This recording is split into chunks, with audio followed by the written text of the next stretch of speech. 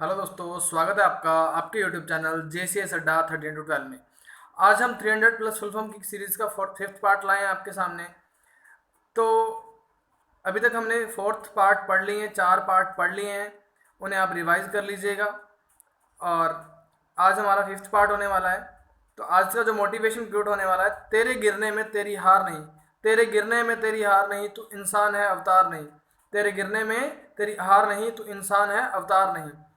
गिर उठ चल दौड़, गिर उठ चल दौड़, फिर भाग, क्योंकि जीवन संक्षिप्त है, इसका कोई सार नहीं। तो तेरे गिरने में कोई हार नहीं है। यदि आपको कोई भी डाउट आता है तो आप सवाल से पूछ सकते हैं मेरे कमेंट करके। तो इनके अंदर, इन फुल फॉर्म्स के अंदर आज हम जानेंगे कि यदि आप जानते हैं DAT, एक आपने सुना होगा DAT डेट, और एक होता है DAT। तो यदि आप नहीं जानते DAT का फुल फॉर्म तो बने रहिए हमारे साथ इस कंप्लीट क्लास के अंदर।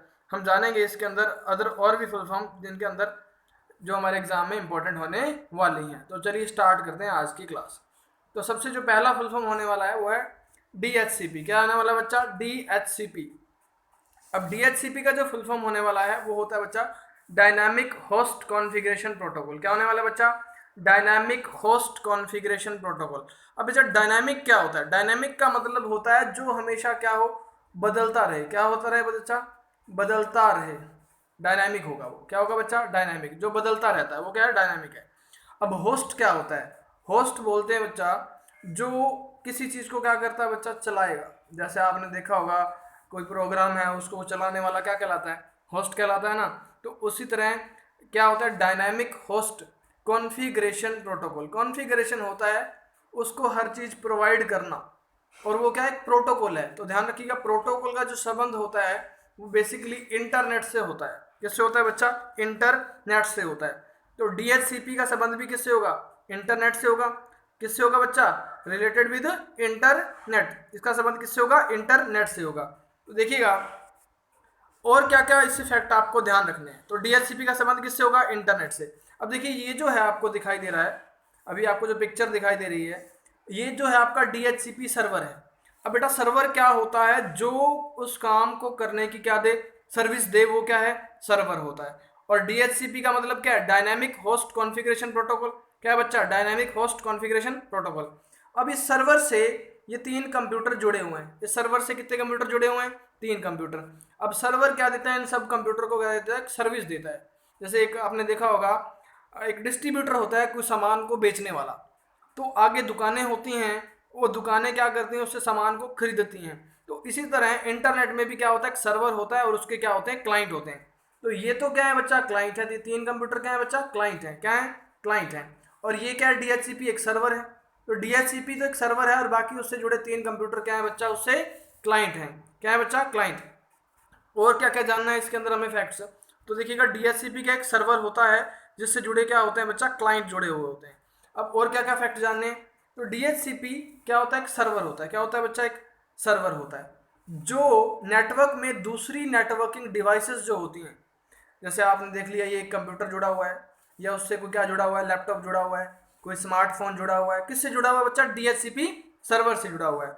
तो DHCP जो सर्वर से जो क्लाइंट जुड़ा हुआ है, जो क्लाइंट के अंदर कंप्यूटर है, लैपटॉप है, स्मार्टफोन है, टीवी है, जो भी डिवाइसेस जुड़ी हुई हैं वो क्या है? उसके लिए क्लाइंट होते हैं। वो क्या होते हैं? क्लाइंट होते हैं। DHCP सर्वर इन सभी क्लाइंट्स को IP एड्रेस, ध्यान रखिएगा, हमारा जो कंप्यूटर है क्लाइंट है, आप ब्राउजर से सर्च कर रहे हो, आप क्लाइंट हो। और गूगल क्या? एक सर्वर है। गूगल के पास क्या है? सर्वर है। तो गूगल का जो सर्वर होगा वो आपको क्या प्रोवाइड कराएगा बच्चा? IP एड्रेस प्रोवाइड कराएगा। तो DHCP सर्वर हमारे कंप्यूटर को क्या प्रोवाइड करता है? IP address. एक होता है बच्चा subnet mask.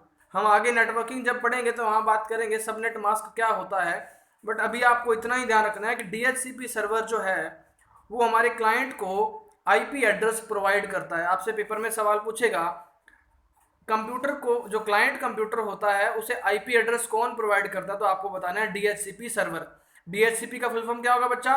Dynamic host configuration protocol होगा। तो इतनी बातें आपको ध्यान रखना है। ये क्या होता है? सर्वर होता है जो सभी कंप्यूटर को क्या प्रोवाइड करता है? IP एड्रेस प्रोवाइड करता है। ये सर्वर आप पिक्चर देख लीजिएगा, और इससे जुड़े हुए ये क्या है? क्लाइंट्स हैं। इनको इस तरह से ये IP एड्रेस दिया गया है।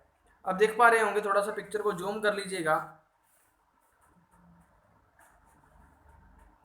तो ध्यान रखिएगा इतना जो रिलेशन है किससे होगा, इंटरनेट से होगा। चलिए नेक्स्ट फुल फॉर्म देखते हैं, आगे की फुल फॉर्म क्या होने वाली है। आगे की जो फुल फॉर्म है वो डीवीआर है। क्या है बच्चा, डीवीआर। अब डीवीआर क्या होता है, डिजिटल वीडियो रिकॉर्डर। क्या होता है बच्चा, डिजिटल वीडियो रिकॉर्डर। अब ये रिकॉर्डर है, क्या है बच्चा, रिकॉर्डर, डीवीआर। डिजिटल वीडियो को कौन क्या करेगा, ये रिकॉर्ड करेगा। कौन करेगा, डीवीआर करेगा। अब ये डीवीआर काम कहाँ आता है, तो सबसे पहले आप पिक्चर देखिएगा इसकी एक। आप लोगों ने देखे होंगे कैमरे लगाए जाते हैं निगरानी के लिए। क्या लगाए जाते हैं बच्चा, कैमरे लगाए जाते हैं। और कैमरों को लगाने के समय ही एक यूज किया जाता है ये डिवाइस, नीचे लिखी हुई है आपके सामने, इसको बोलते हैं बच्चा डीवीआर। क्या बोलते हैं बच्चा, डीवीआर।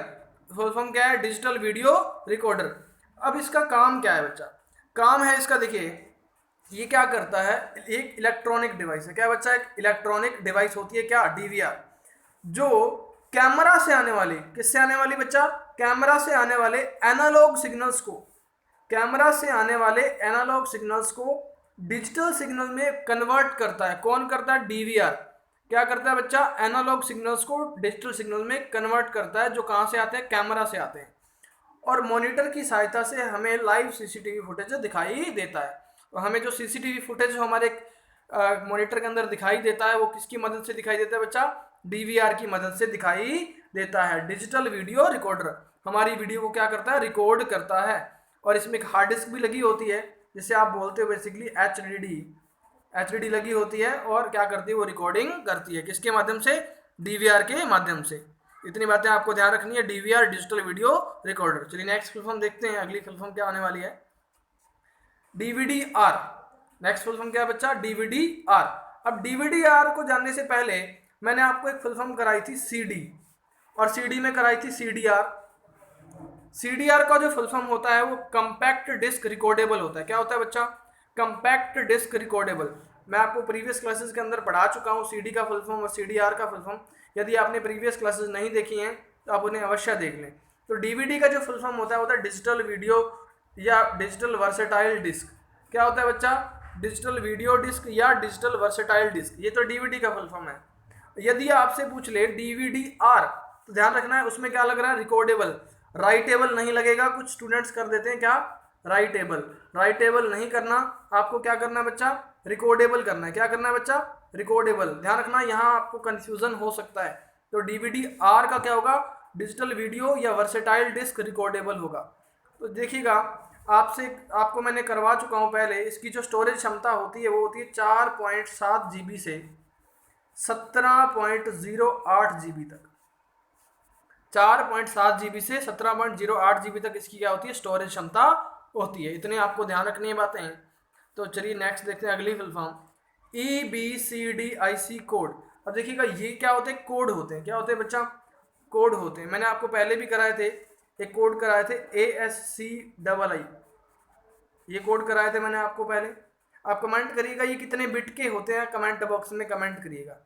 और इनकी रेंज क्या होती है, ASCII कोड जो होते हैं इनकी रेंज और इनका जो बिट होता है वो कितना होता है, आप कमेंट बॉक्स में कमेंट करिएगा।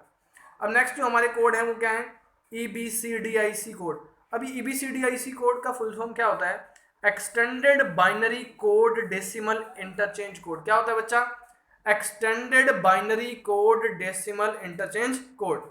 अब ये आपको पिक्चर दिखाई दे रही होगी, ये उन्हीं कोड का फॉर्मेट है, EBCDIC कोड का फॉर्मेट। अब आपसे बेसिकली पूछेगा क्या, एग्जामिनर पूछेगा कि इसकी रेंज बताओ और पूछेगा कितने बिट का होता है। ये सवाल बहुत पूछा जाता है कि कोई भी कोड देकर आपको पूछ लेगा कि ये कितने बिट का होता है। तो आपको ध्यान रखना है जो EBCDIC कोड होता है वो कितने बिट का होता है बच्चा, 8 बिट का होता है। कितने बिट का होता है, 8 बिट का होता है। कौन सा कोड, EBCDIC कोड कितने बिट का, 8 बिट का। और क्या क्या बातें जाननी है आपको, और आपको ध्यान रखना है इसका उपयोग जो है, प्राथमिक जो उपयोग है वो मेन फ्रेम कंप्यूटर्स के लिए किया जाता है बच्चा। किसके लिए, मेन फ्रेम कंप्यूटर्स के लिए किसका उपयोग किया जाता है, EBCDIC कोड का। अब नेक्स्ट बात आपको क्या याद रखनी, इसकी जो रेंज होती है, देखिए यहाँ आपको एक पिक्चर दिख रही होगी, इस पिक्चर के अंदर ये जो है ये 0 है और यहाँ क्या है ये F है, और यहाँ से ये जो 0 0 ऐड होंगे और ये बन जाएगा यहाँ से 0F। तो ध्यान रखना इसकी जो रेंज होगी वो क्या होगी, 0 0 to FF होगी। पिक्चर का स्क्रीनशॉट ले लीजिए इसका आप। तो ध्यान रखना इसकी रेंज क्या होगी बच्चा, 0 0 to FF। और कितने बिट का होगा ये? 8 बिट का। आपको कमेंट करना है कि आस्की कोड कितने बिट के होते हैं, उसकी रेंज कितनी होती है। तो चलिए नेक्स्ट देखते हैं, स्क्रीनशॉट ले लीजिए इसका। अगली फुल फॉर्म देखिएगा क्या होती है।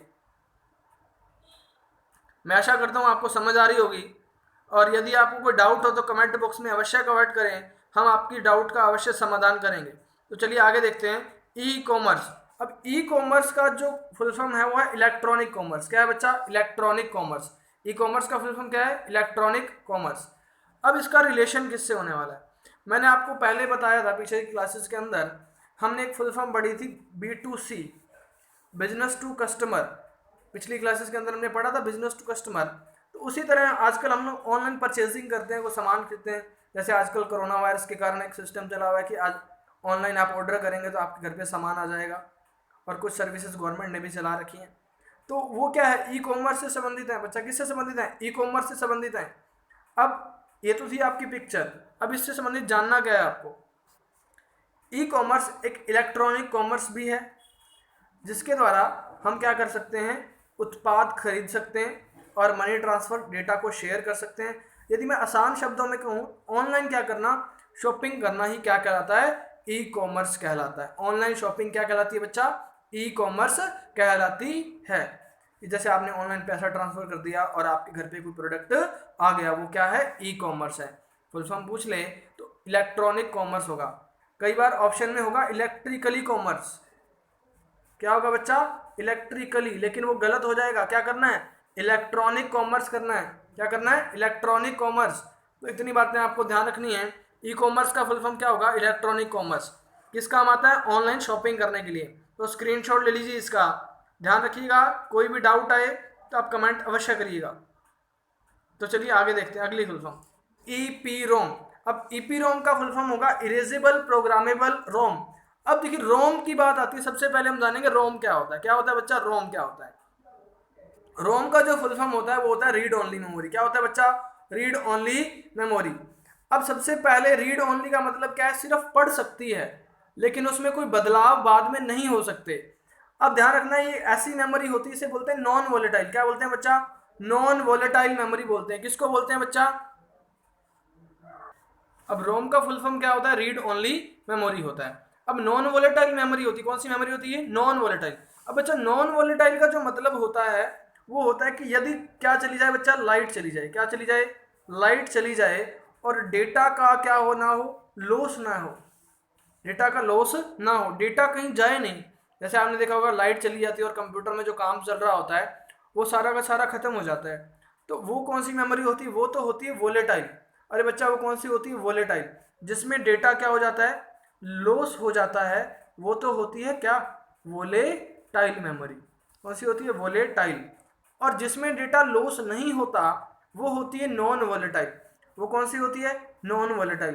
तो ध्यान रखना है, रोम में डेटा लॉस नहीं होता, इसी कारण इसको क्या बोलते हैं? नॉन वोलेटाइल मेमोरी कहते हैं। ध्यान रखना है, डेटा को स्टोर करने का क्या एक माध्यम है जो क्या करता है? परमानेंटली डेटा को स्टोर करता है। तो ईपी रोम में डेटा क्या स्टोर होता है? परमानेंटली स्टोर होता है। और ये क्या एक रीड ओनली मेमोरी है। और कैसी मेमोरी है? Non volatile. ध्यान रखना, ये सवाल पेपर में पूछा जाता है कि रोम कैसी मेमोरी है, तो आपको ध्यान रखना है नॉन वोलेटाइल मेमोरी होती है। तो अब देखिएगा, हम बात कर रहे थे ईपी रोम की। अब ईपी रोम क्या है? रोम का एक टाइप है। क्या है बच्चा? एक रोम का टाइप है। तो रोम के कितने टाइप हैं? 3 टाइप हैं। पहला है पी रोम, दूसरा है ईपी रोम, तीसरा है डबल ईपी रोम। अब देखिएगा, आपसे फुल फॉर्म पूछ ले पी रोम। अब पी रोम का जो फुल फॉर्म है ईपी रोम में छिपा हुआ है। रोम का full form read only memory. अब पी के आगे का पी का मतलब है प्रोग्रामेबल।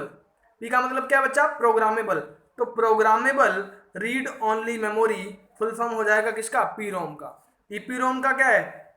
ई का मतलब इरेजेबल और पी का मतलब प्रोग्रामेबल। आर का मतलब रीड, ओ का मतलब ओनली और एम का मतलब मेमोरी। तो रोम का फुल फॉर्म यदि आपको ध्यान है तो आप पी के आगे क्या लगाओगे? प्रोग्रामेबल। यदि आपको रोम का फुल फॉर्म याद है और ईपी के आगे क्या लगाओगे? Erasable programmable. अब डबल ईपी रोम आ रहा है बच्चा, डबल ईपी के रोम के लिए लगाओगे इलेक्ट्रिकली। ध्यान रखना, ये शब्द बहुत इंपॉर्टेंट है। इलेक्ट्रिकली है बच्चा। क्या है? Electrically. Electrically erasable programmable read only memory. बाकी सारा सेम हो जाएगा और पहले ई के लिए क्या लग जाएगा? इलेक्ट्रिकली हो जाएगा। Electrically erasable programmable read only memory हो जाएगा। किसका फुल फॉर्म? डबल ईपी रोम का। तो चलिए नेक्स्ट देखते हैं। हम बात कर रहे थे ईपी रोम की। अब ईपी रोम बेसिकली रोम ऐसी होती है, ये आपको पिक्चर दिखाई दे रही होगी। तो आगे देखिएगा नेक्स्ट। अब देखिएगा ये है आपका ईपी रोम। ईपी रोम में डेटा को इरेज किया जा सकता है। ईपी मतलब इरेजेबल, इरेज किया जा सकने वाली मेमोरी है, रैम है। तो इरेज करने के लिए कौन सी किरणों का उपयोग किया जाता है, ये भी आपसे पूछा जा सकता है। तो कौन सी किरणें होती हैं? पराबैंगनी यानी अल्ट्रावायलेट किरणों का यूज किया जाता है ईपी रोम में डेटा को इरेज करने के लिए। इरेज करके दोबारा भी उस पर लिखा जा सकता है। तो ध्यान रखना है ईपी रोम में कौन सी किरणों का यूज किया जाता है? अल्ट्रावायलेट किरणों का। चलिए आगे देखते हैं नेक्स्ट। और क्या बात जाननी है हमें? तो देखिए ईपी रोम की जो खोज है वो किसने की थी? 1971 में डोव फ्रोमैन ने की थी। डोव फ्रोमैन किसने की थी? डोव फ्रोमैन ने की थी ईपी रोम की खोज। और कैसी मेमोरी है? नॉन वोलेटाइल मेमोरी है। डेटा इरेज हो सकता है, दोबारा लिखा जा सकता है।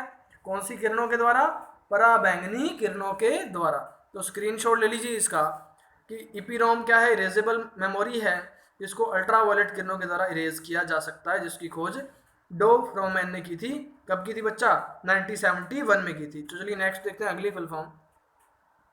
नेक्स्ट फुल फॉर्म क्या होने वाली है? इस तरह होती है आपकी ईपी रोम। तो देख लीजिएगा पिक्चर के अंदर। नेक्स्ट देखिएगा FLOPS फ्लोटिंग पॉइंट ऑपरेशन पर सेकंड। फ्लोटिंग पॉइंट ऑपरेशन पर सेकंड। अब पहले तो जानेंगे फ्लोटिंग पॉइंट क्या होते हैं। जैसे कोई वैल्यू लिखी 4, ये तो सिंपल, इसको वैल्यू को बोलते हैं इंटीजर वैल्यू। क्या बोलते हैं बच्चा? इंटीजर। जो बिना पॉइंट के होगी वो होगी इंटीजर। जैसे मैंने लिखा मेरे 4 नंबर आए हैं, तो इंटीजर वैल्यू हो गई। लेकिन मैंने उसको लिख दिया कि यदि 4.5 है, अब ये वैल्यू हो जाएगी फ्लोट, कि मैं छोटी छोटी बातों को भी गिन रहा हूँ, 0.5 को भी मैंने गिन लिया। तो FLOPS का मतलब क्या होगा? फ्लोटिंग पॉइंट ऑपरेशन पर सेकंड। तो जानिए इसके बारे में, आगे देखते हैं। फ्लोटिंग पॉइंट ऑपरेशन पर second is measure of computer performance. Computer की जो परफॉर्मेंस है कि कंप्यूटर काम किस स्पीड से कर रहा है, वो क्या है? उसकी परफॉर्मेंस होगी। उसको मापने का जो काम है वो किससे किया जाता है बच्चा? फ्लोप्स। उसकी यूनिट क्या है? फ्लोप्स है। उसकी परफॉर्मेंस की इकाई क्या है बच्चा? फ्लोप्स। बेसिकली इसका यूज़ किया जाता है आपके जो सुपर कंप्यूटर्स होते हैं उनमें। उसकी जो परफॉर्मेंस होगी वो किससे मापी जाएगी? फ्लोप्स से। फ्लोप्स क्या है बच्चा? फ्लोटिंग पॉइंट ऑपरेशन पर सेकंड। किस लिए? सुपर कंप्यूटर की परफॉर्मेंस की इकाई होती है क्या? फ्लोप्स। चलिए नेक्स्ट और क्या जानना है? देखिए हिंदी में लिखा हुआ आपके सामने, कंप्यूटर की परफॉर्मेंस का एक पैमाना होता है। फ्लोटिंग मतलब बहुत ही छोटी छोटी पॉइंट्स को भी मापेगा, तो उसे बोलते हैं फ्लोट्स पॉइंट ऑपरेशन पर सेकंड। कहाँ काम आता है? कंप्यूटर की परफॉर्मेंस को मापने का एक पैमाना है, उसकी इकाई है फ्लोप्स, फ्लोटिंग पॉइंट ऑपरेशन पर सेकंड। तो बने रहिएगा, आगे देखते हैं अगली क्लास। अगली जो फुल फॉर्म होगी, सॉरी, अगली जो फुल फॉर्म होने वाली है वो डैट है। जैसे आप लोगों को यदि किसी को नहीं पता, मैंने आपको पहले भी बोला था कि डैट की यदि आपको फुल फॉर्म जानी है, एक तो होता है आपका डेट, मैंने आपको बताया था। एक तो होता है बच्चा डेट। ये वो डेट नहीं है जिसको आप तारीख बोलते हो, तारीख बोलते हो, ये तारीख नहीं है, ये डैट है। डैट का संबंध किससे है बच्चा? कंप्यूटर से है। अब वो संबंध कैसे है? तो देखिएगा, डिजिटल ऑडियो टेप। डैट का फुल फॉर्म क्या है? डिजिटल ऑडियो टेप होता है डैट। DAT, ई नहीं है, DAT, डिजिटल ऑडियो टेप। अब इसके बारे में जानना क्या है? टेप है बच्चा, आपने देखी होगी टेप ऐसे होती है, इस तरह से उसके अंदर रील सी चढ़ी होती है, छोटे होते हैं आपने चलाई भी होगी। तो डैट होती है डिजिटल ऑडियो टेप। अब इसका रिलेशन किससे है? टेप से है। तो टेप क्या होगी? डिजिटल ऑडियो टेप है ये। और ध्यान रखना ये एक चुंबकीय टेप है। ये सवाल आपसे पूछ सकता है ये कैसी टेप है? तो चुंबकीय टेप होती है। क्या काम करती है? डिजिटल रूप में रिकॉर्ड करके, ध्यान रखना इसका काम पूछा जा सकता है आपसे, डिजिटल रूप में रिकॉर्ड करके ध्वनि की उच्च गुणवत्ता वाली, हाई क्वालिटी वाली रिकॉर्डिंग बनाने के लिए किसका यूज किया जाता है? डैट, यानी डिजिटल ऑडियो टेप का यूज किया जाता है। डिजिटल ऑडियो वाली रिकॉर्डिंग करने के लिए किसका यूज किया जाता है? That, digital audio tape. तो इतनी बात आपको ध्यान रखना है, ये वो डेट नहीं है तारीख वाला, ये क्या है, डिजिटल ऑडियो टेप होता है। चलिए अगली फुल फॉर्म जानते हैं। नेक्स्ट फुल फॉर्म है ICMP। क्या है बच्चा? ICMP, internet control message protocol. देखिए इंटरनेट है तो इंटरनेट से रिलेटेड होगी, कंट्रोल करेगा किसको? मैसेज को। और वो क्या है? एक प्रोटोकॉल, एक नियम है। क्या है एक बच्चा? नियम। प्रोटोकॉल क्या होते हैं बच्चा? एक नियम होते हैं।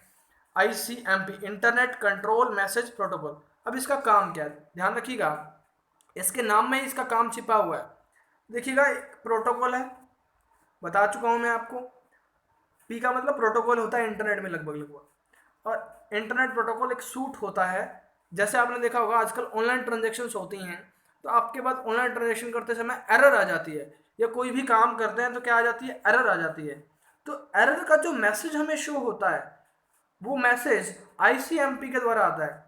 इंटरनेट में कंट्रोल करके मैसेज जो प्रोवाइड करता है सक्सेस का या फेलियर का, वो मैसेज कौन देता है बच्चा?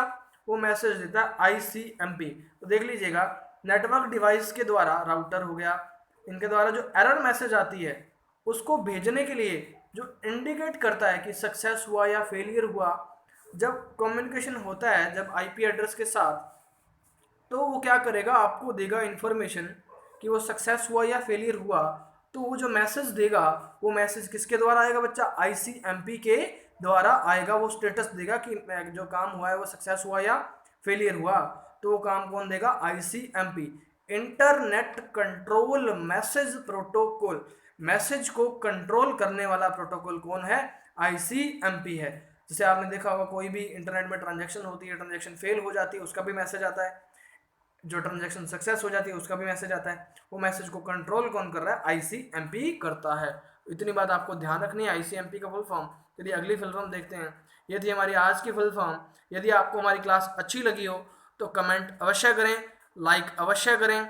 आपके इस लाइक, आपके इस कमेंट और आपके इस सब्सक्राइब से हमें अवश्य मोटिवेशन मिलता है, और हम आपके लिए और भी क्लासेस को शुरू करने का सोच रहे हैं। यदि आप कमेंट करेंगे तो हमें मोटिवेशन मिलेगा, तो कमेंट अवश्य करिएगा। ये आज का आपका क्वेश्चन ऑफ द डे है, SCSI का फुल फॉर्म। SCSI का फुल फॉर्म आपको बताना है कमेंट बॉक्स में, अवश्य बताइएगा। हम आपके कमेंट का वेट करते हैं, तो आप अवश्य कमेंट करिएगा। तो SCSI का फुल फॉर्म आपको विद एक्स्ट्रा फैक्ट के साथ जो आपको जानकारी मिल पाए, तो आप कमेंट बॉक्स में अवश्य कमेंट करिएगा। ये थी हमारी आज की क्लास, ये था आपका आज का क्वेश्चन SCSI। तो चलिए आज की जो क्लास ख़त्म होती है यहीं पर। तो हमारे इस चैनल को लाइक करिएगा, सब्सक्राइब करिएगा, और बेल आइकन को अवश्य दबा लीजिएगा, ताकि आपको हमारे इस क्लास का नोटिफिकेशन मिलता रहे। तो जय हिंद, जय भारत, धन्यवाद।